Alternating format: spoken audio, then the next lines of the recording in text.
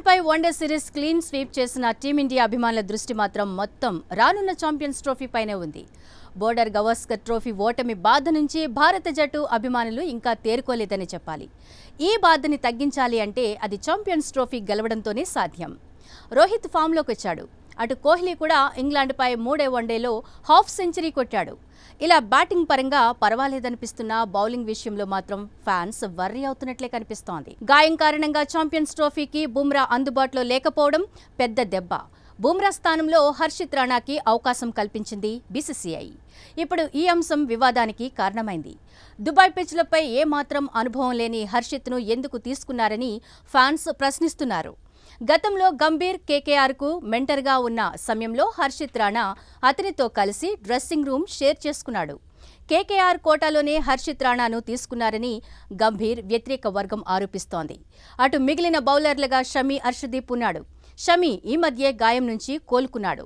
ఒక రకంగా చూస్తే పేస్ బౌలింగ్ భారం హర్షదీప్ మోయాల్సి వస్తోంది. అటు 5గురు స్పిన్నర్లను ఎందుకు సెలెక్ట్ చేశారన్న ప్రశ్న ఎక్కువగా వినిపిస్తోంది. టీ20 స్పెషలిస్ట్ బౌలర్ వరుణ్ చక్రవర్తిని కూడా జట్లోకి తీసుకున్నారు. మొత్తంగా 5గురు స్పిన్నర్లున్నారు. ఇందులో 3 తుది జట్టులో ఉండడం ఖాయంగా.